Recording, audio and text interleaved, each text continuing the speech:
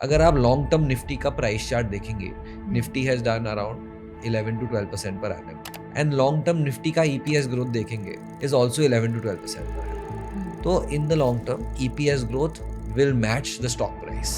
As an investor, right, अगर आप Warren Buffett हो के राकेश झुनझुनवाला हो या ऋषभ नहार हो, whoever you are, your objective is simple. You want to buy a business जहाँ पे ईपीएस ग्रोथ होने वाला है.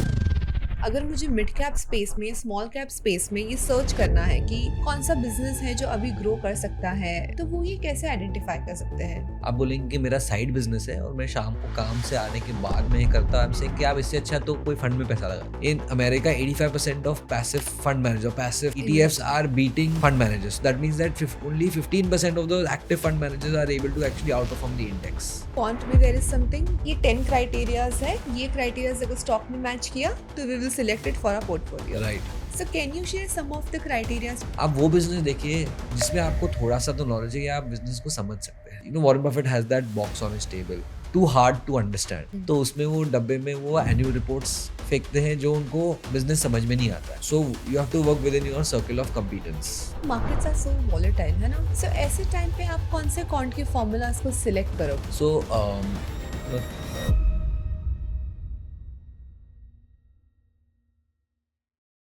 Hey, my dear audience, I'm Ms. Zeel Doshi Thakkar and I welcome you all to this podcast on Investing with Upsurge. My dear audience, markets फिलहाल इतने volatile है. I'm sure आप सबने अपने पोर्टफोलियो में 20-25% फॉल देखा होगा. But you know there is a technique जिसको कहते हैं all weather investing. यानी मार्केट्स का वेदर कैसा भी क्यों ना हो, हम हमारा पोर्टफोलियो सेफगार्ड कर सकते हैं, ग्रो कर सकते हैं. सो वेल, इसी कॉन्सेप्ट को हमें और बेटर वे में एक्सप्लेन करने के लिए हमारे साथ प्रेजेंट है mister Rishabh Nahar from Qode Advisors. So mister Rishabh, I welcome you to this podcast. Thank you जी.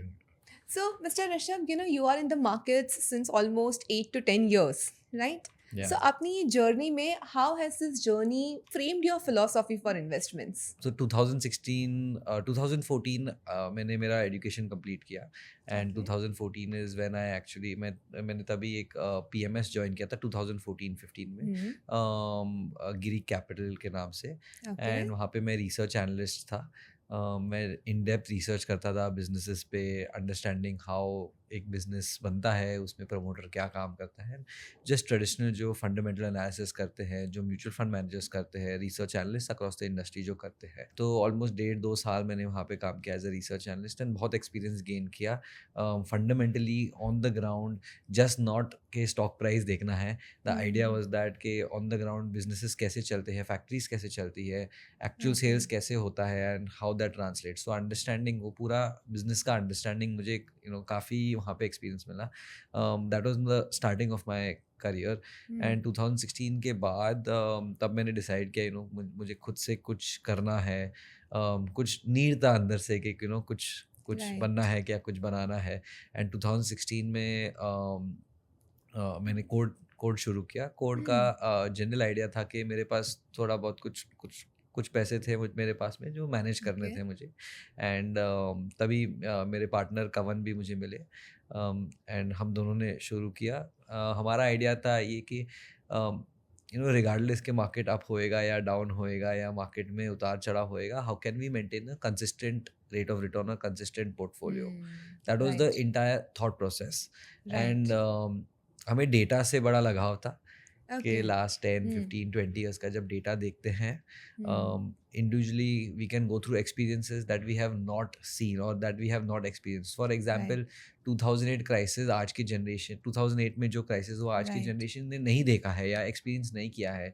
जिन्होंने एक्सपीरियंस किया है they can tell us what it is like. But एक देयर इज़ वन वे और देयर इज़ वन एक सिस्टम है जहाँ से हम वो एक्सपीरियंस कर सकते हैं वो डेटा देख के, राइट. अगर आप सिर्फ निफ्टी का 2008 का डेटा देखेंगे तो आप देखेंगे निफ्टी में जो अच्छे business like HDFC bank and Reliance and Infosys 60%, 70% गिर गए थे, राइट. तो that does not mean that अगर आपने आपके लाइफ टाइम में नहीं देखा है वो आपके लाइफ टाइम में नहीं आएगा, राइट.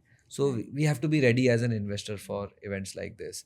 एंड वो माइंडसेट से हमने शुरू किया था कि हम डेटा देख के सिस्टम बनाएंगे. तो जो भी मेरे फॉर्मेटिव ईयर्स में जो 2014 to 16 में मैंने प्रिंसिपल्स बनाए थे कि ये बिजनेस में देखना चाहिए, ये नहीं देखना चाहिए, कि रिटर्न ऑन कैपिटल हाई होना चाहिए, वर्किंग कैपिटल हाई होना चाहिए, उसको can we formalize and make it objective.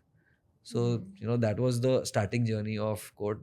And तब से आज तक we have only improved in making better processes, making it completely objective. Now as of today, Code is managing around 250-300 crores of outside AUM. Right. Code is a PMS, and we are a 20-25 people team. So at present Code में हम purely objective quantitative systems run करते हैं. So to how do you do that? Right. आपने coding सीखी है, right? Yeah, so essentially coding तो एक tool है और क्वांट एक टूल है. तो बहुत बार अजील ये क्वेश्चन आता है हमें इन्वेस्टर से कि क्या लोगों के दिमाग में ये रहता है कि अगर आप क्वांट बोलेंगे या एल्गो बोलेंगे तो एक ब्लैक बॉक्स आ जाता है दिमाग में, राइट? कि अरे इसमें कुछ इन्होंने फॉर्मूला लगाया और ये फॉर्मूला कोई स्टॉक प्राइस को थ्रो कर रहा है. But actually it is only a tool. It is one person's और one team's intelligence that has been put into a sort of framework. तो हमारे जो दिमाग में रूल्स है, फॉर एग्जाम्पल के रिटर्न ऑन कैपिटल हाई होना चाहिए, रिटर्न ऑन इक्विटी हाई होना चाहिए, डेट टू इक्विटी लो होना चाहिए, just basic things like that are put in the form of rules, into a sort of a code or maybe even an Excel sheet. And उसके basis पे हम filtering करते हैं, उसके बेसिस पे ranking करते हैं और उसके बेसिस पे देखते हैं कि ये बिजनेसेस जो आ रहे हैं फाइनल लिस्ट में 15-20 बिजनेसेस, क्या हम उसे अगर लास्ट 15-20 साल का डेटा लेके हर साल ये कोड को रन करते थे तो इसमें क्या what kind of results would we experience, right? So that is the entire idea. So quant जो है, it is actually a tool to structure your thoughts, right? It is not magic. It is essentially a tool to structure your thoughts, and that's essentially जो quant हम बात करते हैं, that is in very layman terms that is quant. Obviously उसमें बहुत सारी चीज़ें होते हैं जहाँ पे complex codes भी होते हैं, but again objective तो यही है कि finally output तो यही कि stock picking करना है आपको. Right. So of course quant में there is something कि आप formulas लगाते हो. Right. Can I say in a simple language? Yeah. या हम कुछ criteria fix in करते हैं कि भाई ये 10 criterias है, ये criterias अगर stock ने match किया तो we will select it for our portfolio. Right. So can you share some of the criteria, जैसे अभी आपने कहा return on equity या return on investments, can you share some more criteria? Yeah. So ये हमने कैसे शुरू किया था 2016 में. मैंने एक बुक पढ़ा था, it was called The Magic Formula. Magic Formula. So the book's name is The Little Book That Beats the Market. Okay. And उसमें एक मैजिक फॉर्मूला का बात करता है जो ऑथर है, एंड उन्होंने बताया कि if you just take return on capital and EV by EBITDA, just these two things. And EV is enterprise value, right? enterprise value divided by EBITDA. Yeah, correct. If you just take those two things and you rank all the businesses, तो आप समझो for example जिसका return on capital high है, right? So you want to rank all those businesses based on these two these two parameters, and you buy the top 30 businesses or the top 40 businesses every year. तो आप से for example 2001 में शुरू करेंगे, 2001 में आपने खरीदा, 2002 में फिर से आप रैंक करेंगे जैसे ही एनुअल डेटा आता है कंपनीज का, मार्च का रिजल्ट ऐसे जून जुलाई तक रिजल्ट आता है, तो आप फिर से उसको रैंक करेंगे, फिर से मे बी प्रीवियस ईयर से some companies will remain, some companies will go out. So every year if you keep doing this and you keep churning your portfolio like that, in the US kuch 20-25%, we tested this for India ourselves. So that was the idea, and we tested this for India back in 2016, and it was doing something like 25% per annum from 2001. So the entire process may obviously data cleaning and data maintenance, that is the hard part, creating the formula. But the concept was simple कि for business, so उसका concept क्या है कि अगर business में return on capital high है, underlying business has high return on capital, ultimately the stock price will match up to the return on capital. अगर आप long term Nifty का price chart देखेंगे, Nifty has done around 11-12% per annum. वो long term price chart है, से 99 और 2000 से लेके अब तक. And long term Nifty का EPS growth देखेंगे is also 11-12% per annum. तो in the long term EPS growth will match the stock price. तो as an investor, right, अगर आप वॉरेन बफेट हो के राकेश झुनझुनवाला हो या ऋषभ नहार हो, whoever you are, your objective is simple. You want to buy a business जहाँ पे EPS growth होने वाला है, जहाँ पे EPS growth high है, and वो business अच्छे value पे मिल रहा है. तो quant का जो system है, there are 2 or 3 questions that हम generally answer करते हैं from a system, कि आपको क्या खरीदना है, आपको कब खरीदना है और आपको कितना खरीदना है, इन कब सेल करना है, एंड कब सेल करना है exactly. You're right. So that is also an important question that should be answered, using the quant model, because बहुत लोग खरीद लेते हैं और फिर एग्जिट कब करना है पता नहीं exit. चलता. Yeah. तो जब हम मॉडल बनाते हैं, ये 3 to 4 things जो we take into consideration कि can we answer all these questions from within the model, कि क्या खरीदना है, तो क्या फैक्टर्स है जो अच्छे business. Then we come down to fundamental thought process, जहाँ पे हम सोचते हैं ओके अच्छे बिजनेस में फैक्टर्स क्या होते हैं. प्रमोटर होल्डिंग हाई होना चाहिए, promoter should not sell a stake at any point of time. They are just like return on capital high होना चाहिए, वर्किंग कैपिटल अच्छा होना चाहिए, उसका brand name. So can we quantify all these things, right. कुछ subjective elements भी रहते हैं, राइट. जैसे अभी आपने ब्रांड नेम कहा, दैट इज वेरी सब्जेक्टिव ना. या ये इट्स आप वेरी quantify कैसे सब्जेक्टिव, राइट. करोगे? सो उसे quantify so what happens is the brand name translates in the form of numbers, right. अगर आप फॉर एग्जांपल एशियन पेंट्स देख लीजिए 2010 to 2020, right. Because of the strong brand name revenue growth has been so high. So 3-4 अलग factor होते हैं that will tell you कि या this business has certain brand value. ये वन टाइम कोई cell नहीं है या वन टाइम कोई रेवेन्यू ग्रोथ नहीं है, ये बिजनेस में कुछ ब्रांड वैल्यू है जिसकी वजह से उसको कंसिस्टेंट अपसाइड मिल रहा है. ऑब्वियसली हर चीज़ डेटा कैप्चर नहीं कर सकता है एंड कुछ सब्जेक्टिव एलिमेंट रहते हैं, but on our end, the way I am thinking or my team is thinking is कि investing में how can I reduce the role of luck. जो luck factor है, that is going to remain in investing, right? So how can I reduce that entire role of luck? How can I objectify ताकि मैं emotions को sideline करूँ? Because आप zero ऐसे सोचेंगे कि बिजनेस में कोई एंट्री बैरियर है नहीं, आपको क्या चाहिए, डीमैट अकाउंट चाहिए, पैसे चाहिए, that's it. Anyone can start. So what differentiates me from someone else is my thought process and my emotions. There are only two things. Right. So these two things we are trying to formalize using quant. कि thought process को purely objective करें and emotions को sideline करें. Right. So that is the entire framework. Yeah. So now, see, markets are so volatile, है ना. फिलहाल तो हम last 6 months से देख ही रहे हैं. Correct है. सो ऐसे टाइम पे आप कौन से कॉन्ट के फॉर्मूलाज को सिलेक्ट करोगे? जैसे पैरामीटर्स तो बहुत सारे होते हैं, अभी आपने कहा कि it's a multi factor portfolio. So अगर मुझे वोलेटाइल टाइम्स में अपना पोर्टफोलियो बनाना है तो मैं कौन कौन से फैक्टर्स को पिक करूंगी? So one investor that I really follow or like उनका नाम है रे डालियो, एंड यूएस में उनका सबसे almost one of the largest hedge funds है. एंड वो क्या बोलते हैं कि when these kind of times come, when there are trade wars, tariff wars, where the entire world is going through a very big change, right? Especially in such times, you have to have multiple uncorrelated assets. Uncorrelated assets. Multiple uncorrelated. So when I say multiple uncorrelated assets, मतलब कि जहाँ पे one asset से like when one asset falls, maybe the other asset does not get affected. Yeah, just we say stocks and gold. Exactly, right? So opposite direction वाले. Yeah, so something as simple. So when at Code we run this strategy called Core All Weather, wherein gold is a part of the strategy. Allocation to gold is important according to us, especially in this time where US is going through this entire debt crisis, जहाँ पे इतना maybe बहुत printing of money होने वाला है in the next 3 to 4 years. So to answer your question, जो volatile times में, if you want to have a stable portfolio, you have to have multiple uncorrelated assets. Now in India, sort of exposure to uncorrelated assets could be equities, gold, silver, maybe equities of other countries, foreign country के international stocks. Yeah, that could be. There is obviously limited bandwidth for most people to have exposure, but that is one way to have a sort of there is no guarantee in this business, but a sort of watertight system that could provide a smooth equity curve. So आप देखेंगे for example last maybe August से Nifty is down 10-15% और and gold ने बहुत अच्छे return दिया है. As we speak also gold is up 2-3%. Like gold in India might just touch 1 lakh. Right. There are it's at 90. It's already at 98-99,000 as we speak. So per 10 grams. Right. So the thing is that exposure to multiple assets sort of reduces your risk drastically.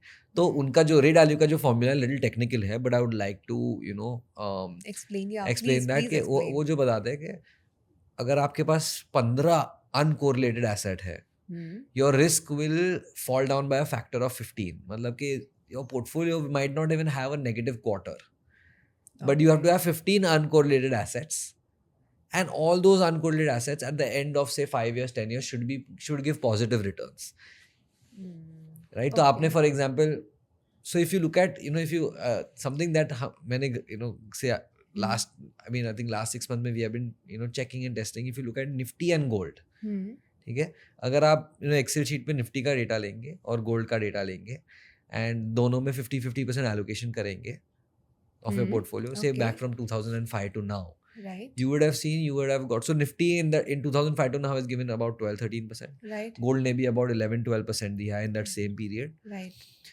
but दोनों ने losses अलग अलग period में देखा है, अलग-अलग period में दिए हैं. so say आपने सिर्फ निफ्टी को अगर आप पकड़ के रखते थे तो आपका 12% रिटर्न होता था, but 2008 में 60-70% लॉस हो जाता था.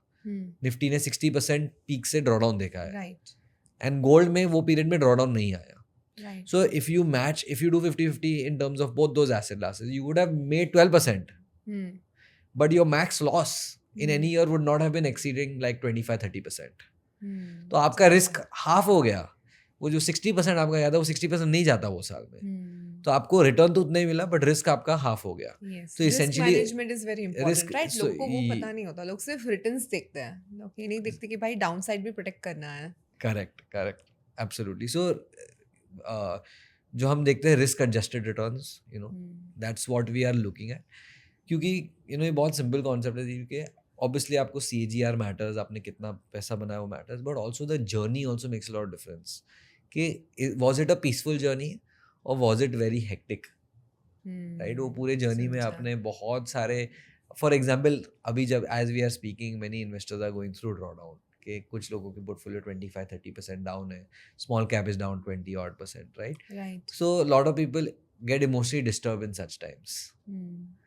So according to me it is not CAGR alone that matters. What also matters is कि आपका वो जो पूरा journey था, were you at peace in that journey or were you not at peace? You should be able to sleep peacefully at night. Yeah, it आपका should- portfolio ऐसा होना चाहिए. Exactly, right? So that is the entire idea. So if someone is having 10 lakh rupees, मान लीजिए मेरे पास 10 lakh rupees हैं और आपने कहा कि 15 different asset classes होने चाहिए. Now I don't think कि हम 10 lakh के साथ 15 different में तो नहीं कर पाएंगे. But if I have to divide it in 4 या 5 different asset classes मेरे 10 lakh rupees को, तो मैं ये कैसे कर पाऊंगी? Just broadly.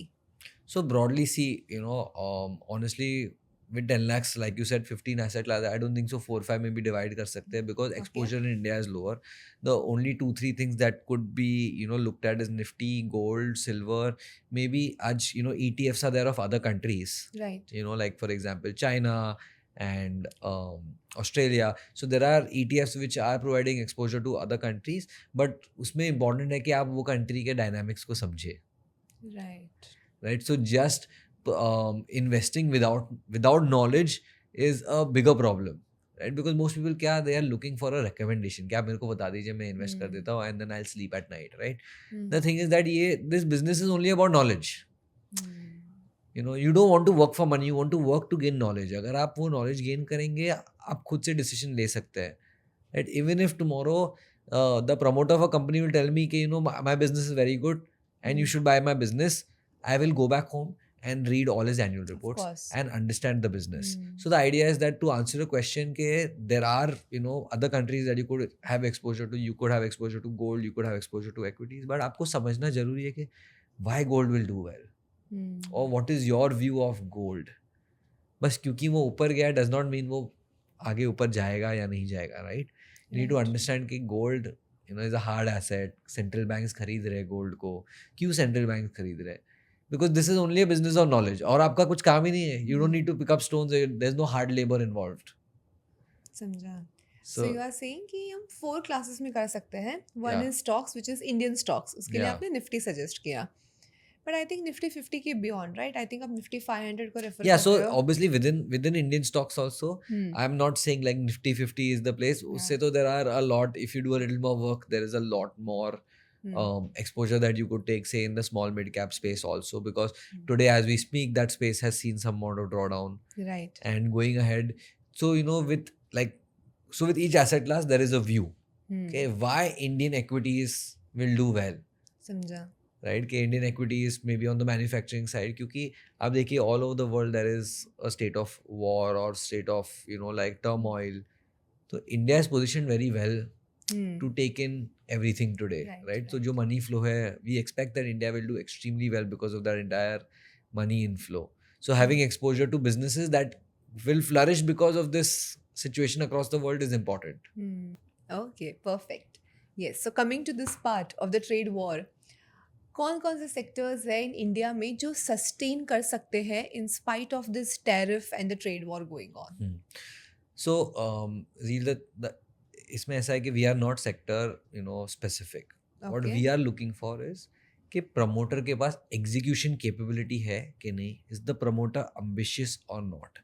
बिकॉज सेक्टर कोई भी हो सकता है. Some sectors will have some tailwind, some sectors will not have a tailwind. For example sectors like manufacturing will have a sort of a tailwind because if other places people are getting scared to manufacture or US does not want to deal with China, right? So then obviously आ सकता है. But within that sector also what's important to look at is the promoter quality, because जब आप छोटे businesses को देख रहे हैं या fairly mid-sized business को देख रहे हैं, उसमें what is important is the promoter ambitious enough? Does the promoter actually want to take his business out there? और उसका last 3, 4, 5 years में execution क्या कर रहा है? उसने जो कहा है वो एग्जीक्यूट करके दिखाया है या नहीं दिखाया है. क्योंकि प्लान्स तो बहुत लोग बनाते हैं कि I want to become a billionaire, but from I want to becoming a billionaire में बहुत गैप है. And that is what you want to look for, the guys who can back themselves, who have done execution in the past, who are achieving what they have said. So when we are looking at, say for example, like manufacturing में tailwind हो सकता है, to answer your question, right? That's a sector where again that will be again product specific. You have to look at certain products. So say transformers. So वहाँ पे because it's completely dependent on say electricity generation, and that number will go up. But within that, what you want to look at is businesses that are showing growth. So we are always chasing growth. We are always chasing. When at Code, if I am looking at a business, I am always looking at कि उसमें growth क्या है. If it's not growing, I don't want to hold the business. But the numbers will say everything to you.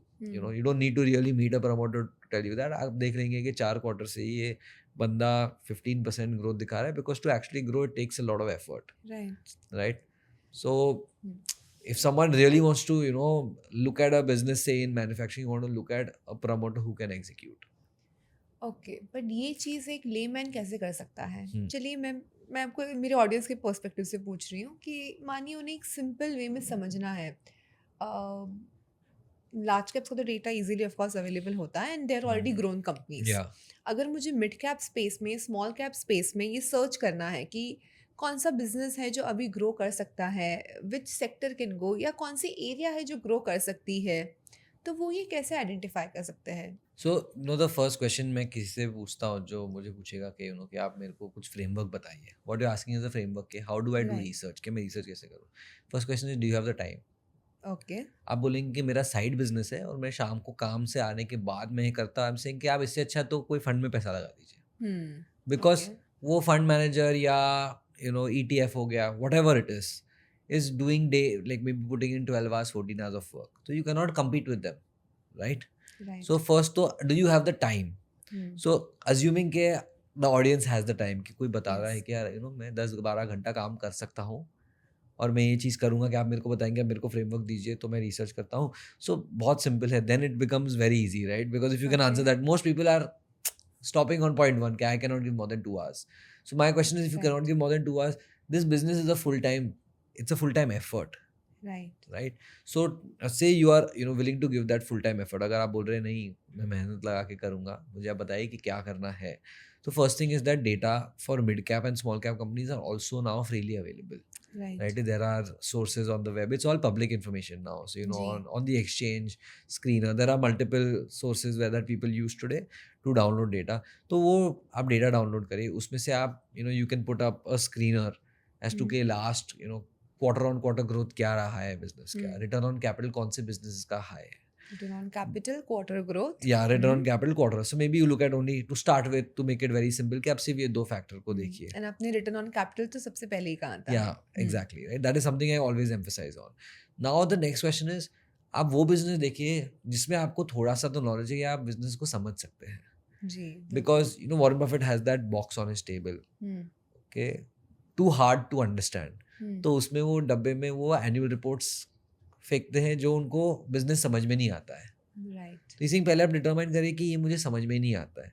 Ji so you have to work within your circle of competence. जो उनका concept है circle of competence का, कि आपका circle of competence है, first work with in that. Right Right? Say for example, like you're a fresh student and you're a commerce graduate, but you're trying to understand a pharma company. It is way outside your circle of competence. आप उसको समझते आपको सालों लग जाएंगे. Right? So first is that which are the business. So from your list of businesses that are showing high quarter on quarter growth and high return on capital, उसमें से maybe there are 100 businesses that will come up. right Can you shortlist 5 or 10 business कि हाँ, if I look at this, मेरे को इसके बारे में I can probably understand it. I'll understand the product, के sales का. Then you start opening up, say, the balance sheet. You open up the P&L statement. Figure out कि okay fine, इनका product क्या है, वो सेल्स कैसे करते हैं. तो जो माइंडसेट है वो धंधा माइंडसेट है, राइट, कि ये बिजनेस धंधा करता कैसे है. जी right. If you think from that mindset, think of yourself as the promoter, कि अगर मैं ये धंधा चलाने वाला था तो मैं क्या दिखता था. मैं what am I. Don't think as an investor, think as a businessman. That is the key difference. Right तो उसके लिए there is one book called the Dhandho investor. अच्छा मोनीश पबराई करके हैं, उन्होंने लिखा था. He is an Indian based out of America and he invest across the world. And okay उनका पूरा फिलॉसफी ऐसा ही कि think as an Indian businessman. So when you are looking at a business, thinking from that terms, and if you understand the business, then it becomes very easy कि आप decision लेना बहुत easy है. नहीं तो if you are thinking only in terms of stock price, कि ये 100 का 200 होएगा या 200 का 300 होएगा, then you are speculating. right आपको stock price से कोई लेना देना नहीं है. That comes in the end when you want to do a valuation, right? Where you want to understand that is this, ये price पे जो मैं enter करने वाला हूँ, is this a good price or not? right So Okay. broadly this is the framework. You have to then come you down understood to the business और business. तो first आपने कहा कि भाई आप पैरामीटर्स लगा दो, रिटर्न ऑन कैपिटल Yeah. देख लो, क्वार्टर ग्रोथ देख लो, ये सब पैरामीटर्स लगा कि आपको मान लो कि स्क्रीन पे 50 कंपनीज आई, yeah, फिर 50 कंपनी में से आप बिजनेस इवेल्युएट करो कि कौन सा बिजनेस आप समझ सकते हो, yeah. And then you try to apply your mind. So then you start with one business. See, this is a step by step process. इसमें कुछ मैजिक नहीं है. वॉरेन बफेट अपने ऑफिस में 16 घंटा 14 घंटा बैठ के यही करते हैं, एंड वो बताते हैं कि आप करोगे तो आप भी अमीर हो सकते हैं. But this is the prerequisite, right. So there is no escaping the hard work. तो अगर समझो आपने कोई एनुअल रिपोर्ट उठाया, आप उसको समझना चालू करिए. आप एक कंपनी समझेंगे, फिर वो इंडस्ट्री में आपको 5 कंपनी बहुत फास्ट समझ में आ जाएगा, right. Then you will do a competitor analysis. For example मैं रिसेंटली अभी एक रियल एस्टेट कंपनी को इवैल्यूएट कर रहा था, and so I started doing research. I use the AI tools today, like Perplexity हो गया, ChatGPT हो गया, जहाँ पे कंपनी प्रेजेंटेशंस अपलोड करता हूँ, बोलता हूँ कि मेरे को एक समरी बता के दीजिए कि इनके कितने प्रोजेक्ट है, प्रोजेक्ट कभी लॉन्च होने वाले हैं. तो research can become faster. See those tools will help you make research faster again, right. तो आप मेरे को एक प्रॉपर टेबल फॉर्मेट में बताइए कौन सा प्रोजेक्ट कभी लॉन्च होएगा, कैसे लॉन्च होएगा, उसका ग्रॉस डेवलपमेंट वैल्यू कितना होने वाला है, उसका सेल कितना होने वाला है, प्रोजेक्टेड प्रॉफिट कितना आएगा as per whatever the management is saying. उसके कौन कॉल्स आप लगा दीजिए उस पर, and then you keep giving it prompts to understand. So you can use today all AI tools to make research. Like जो पहले like maybe 5-6 years ago 10 दिन लगता था, वो आज 2 दिन में आप research complete कर सकते हो. Just because now data is very easily available, उसको collate करके summarize करके you can get a full transcript ready. So that is something that you can use to make your research process a lot, उसको बहुत fast कर सकते हैं.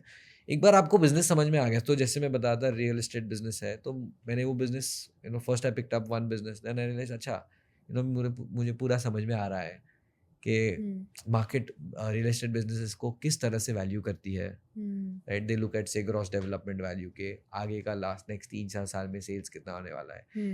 फिर the next second third fourth business बहुत fast हो जाता है, right. So now I have an understanding of this sector. एक बार मुझे ये सेक्टर के बारे में जानकारी हो गई है, next step is what, may be it is a good price, may be it is not a good price, correct. So I make a valuation model, जहाँ पे मैं जो CFA में सिखाते हैं, या ऑनेस्टली आपको डिग्री का कोई ज़रूरत नहीं है ये चीज़ करने के लिए. The key is that if you are passionate enough, there are enough courses are available to teach you how to make a valuation model, right. तो आप वैल्यूएशन मॉडल बनाएंगे कि ओके आगे का प्रोजेक्टेड कैश फ्लोस क्या हो सकता है. So everything is a today's value is essentially a discount of the future cash flows, right? But what do you need to predict? you need to predict The future cash growth flows. कि future growth क्या है, कितना होने वाला है. कितना हो And how सकता can है. you predict future growth without understanding the business? आप हम्म, टेबल बना के कोई भी नंबर तो लगा सकता है, but hmm. that number will pretty much be a वेग नंबर anyone's भी हो guess, सकता है. right? It is appropriate number आने के लिए यू नीड टू अंडरस्टैंड क्या ग्रोथ हाँ है. कि and you need to understand कि business है क्या, growth आएगा कहाँ से, you know? So to get to that valuation model, first you need to understand the business. पहले आप business को समझेंगे, फिर आप उसमें growth rate लगाएंगे, तो आप वैल्यूएशन मॉडल पे आएंगे, फिर उसको डिस्काउंट करके आज का वैल्यू पे आएंगे ना आप बता सकते हैं. So this is one of the methods that someone could use to get a broad. Obviously there are a lot of problems with this method also, but this is one of the method, at least a starting point कि कोई समझे, Yes. and then you can get better and better, and as you get better फिर क्या होएगा ना, एक दिन आएगा जिस दिन आपको अपॉर्चुनिटी मिलेगा कि a very good business is available at a very cheap price, क्योंकि कोई कारण से मार्केट ने पैनिक कर दिया. 2020 में आप देखिए मार्च में, जी. राइट? तो आपको market is in the short term ना it will give you lot of opportunities, then you have to be ready. But वो अपॉर्चुनिटीज के लिए रेडी हो, you have to start preparing very early. समझा, आपको May- होमवर्क पहले से करके रखना है, हाँ, और जब अपॉर्चुनिटी आएगी तब आपको आप jump in सोचेंगे करना कि है. ना जब मार्केट गिरेगा तब मैं रिसर्च करूंगा, वो गिर के निकल जाएगा. Opportunity will not last very long, Right. Right? So the big opportunities are always going to be there. It's just that आपको वो दिखेगा ही नहीं क्योंकि आपने रिसर्च ही नहीं किया है. Right. Okay. We were talking about uncorrelated asset classes रखने के लिए. Right. What do you think ETF का क्या रोल हो सकता है इस uncorrelated asset build करने में? So essentially ETFs are actually a very good way for people to invest, and one of the reasons why ETFs is a good way for people to invest is one, बहुत low cost होता है. जी. Second, it is very tax efficient. So for example ETF अभी मान लीजिए momentum ETF है. Okay. Momentum ETF में हर quarter में वो कुछ स्टॉक्स चेंज करते हैं based on G. Price movement. Momentum ETF has done very well historically. Now momentum ETF में अगर आप खुद वो स्टॉक्स आपके पोर्टफोलियो में खरीद बेचते थे जी. तो आपको उस पर टैक्स लग जाता था Right. Capital Right. gain लग जाता है every time we sell. Every time you sell. But ETF को वो टैक्स नहीं लगता है. जी. So that is a sort of a tax arbitrage. In the long term, the costs and taxes make a lot of difference to the returns. It will make a 2, 3, 4% difference, and which compounded over 10 years will change the numbers completely. Right. So ETF is a very good way for you to start your investing journey. And especially like I said, a lot of people don't have the time. Unfortunately, people have to work, they have a job to attend. तो आपके पास time तो रहता नहीं कि आप 10 घंटा research करें. जी. So there are very good quant ETFs like the Momentum ETF that अगर आप उसको समझेंगे कि वो क्यों why it works, why it doesn't work, उसमें drawbacks क्या है, तो it is a good way to have exposure to the market. Right. And we can always also have gold ETF भी है, Gold ETF भी है, commodities भी है. exactly. Right. International की आप बता रहे हो कि हाँ, international चाइना का भी ETFs भी ETF है, Hang Seng का. In fact, gold ETF earlier gold पे टैक्स लगता था which used to be like a business income. Now it is treated as equities. तो अगर आप gold भी पकड़ के रखते हैं तो जी. उस पे so there are multiple, like now there are, because the government has made it very easy Right. for us to invest, there are multiple products and avenues. I think so ETF is actually a very good way. आपने आपने ये topic you brought this topic up. So this method of investing ETF, I think so it's a passive method of investing. ETF में Right. क्या है, most of the ETFs are like a lot of there are quant ETFs जहाँ पे rules based पे they are buying and selling stocks. In America 85% of, so इसको passive investing भी बोलते हैं, जी. right? Ji. In America 85% of passive fund manager, passive ETFs are beating fund managers. So that means that only 15% of the active fund managers are able to actually outperform the index. So 85% of the passive funds are beating fund managers, active fund managers जो actual stock picking कर रहे हैं. So it's actually a very good way for a layman or for anyone, whether a layman or not. इसलिए Zerodha has also launched, recently Zerodha ने एक ETF platform भी launch किया था because they also know the stats that like ETFs are So very ETF copies an index, right? एक Yeah, ready-made index होता है. ETF straight away उस index में invest कर देता है. Absolutely. तो इसमें ना थोड़ा elaborate कर सकता हूँ मैं. जी जी. Nifty 50 was one of the first formative indices जहाँ पे Nifty Right. 50 के based on market cap. फिर आप NSE के website पे जाएंगे, they have this website called nseindices.com. And वहाँ पे they have maybe 15, 20 or more different strategy indices. Okay. जहाँ पे other than Nifty 50 they have different indices based on different formulas. For example, like they have a low vol index, they have Right. a index, they have a quality index हो they सकता have a है. quality index, they have an alpha index that, and ये सब पे research paper लिखा भी है कि क्या, and this is all a formula Yeah. based on what are they deciding what to buy. And ये सब, you know, most of these indices have an ETF. So if you want exposure to this index, you can do it through an ETF. समझा. But obviously, it's better that you understand what kind of businesses. For example, you know, take Nifty 100 low vol 30 करके एक index है. जी. तो Low volatility. हाँ, low volatility. Yeah, so it's called low vol 100 low vol 30. That means that Nifty 100 में से जो top 100 stocks है, they'll pick up 30 stocks. 30 low volatility stocks. हाँ. Right. तो आप उसको समझिए कि low volatility का क्या मतलब हो गया. और उसका जो रिसर्च पेपर है उसमें वो बहुत क्लियरली अपना फॉर्मूला लिखते हैं कि you know based on the beta of the stock or the movement of the stock over the last say 1 year or 2 years, whatever number of days they are using, हम 30 stocks pick करते हैं. Last 10-15 years का performance क्या रहा है. So this is a very good way of having exposure and it's very low cost also. Right. So you could mix around. So you know with that uncorrelated जो हम बात कर रहे थे, maybe आप within equity also आप, they are not fully uncorrelated क्योंकि जब मार्केट गिरता है तो सब कुछ गिरता है, but say low vol will fall a lot lesser than a mid cap और मोमेंटम ETF. तो लो वॉल से अगर 10-15 गिरेगा तो मोमेंटम 30% गिरेगा, बट ऊपर भी जाएगा तो so you can have exposure to different asset classes भी कर सकते हैं, डिफरेंट इक्विटी इंडाइसेस. हाँ, डिफरेंट इंडाइसेस भी हम एक्सपोजर ले सकते हैं with the help of ETF. Absolutely. Great. Yeah.